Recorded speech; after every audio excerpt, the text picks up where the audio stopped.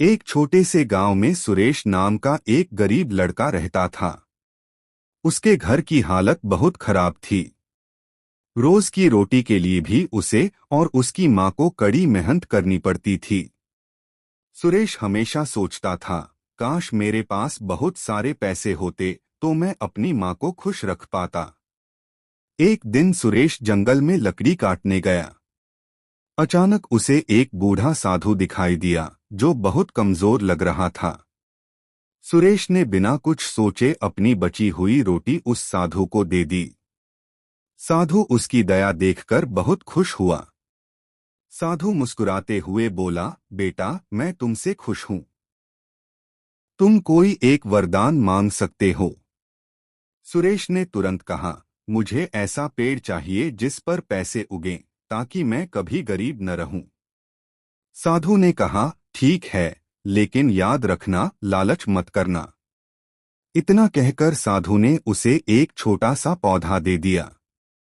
सुरेश ने उस पौधे को अपने घर के आंगन में लगा दिया। कुछ ही दिनों में वह पौधा बड़ा पेड़ बन गया और उस पर सच में नोट उगने लगे।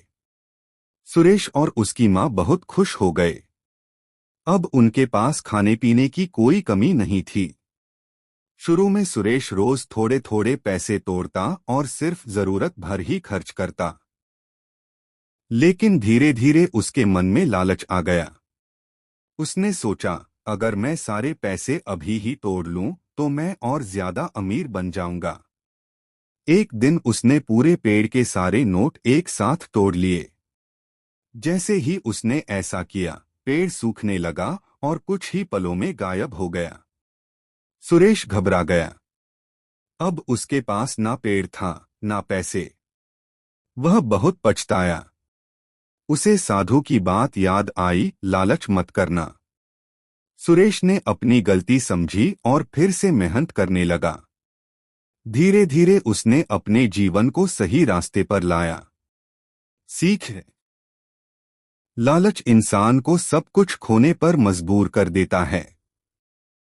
संतोष और मेहनत ही असली दौलत है।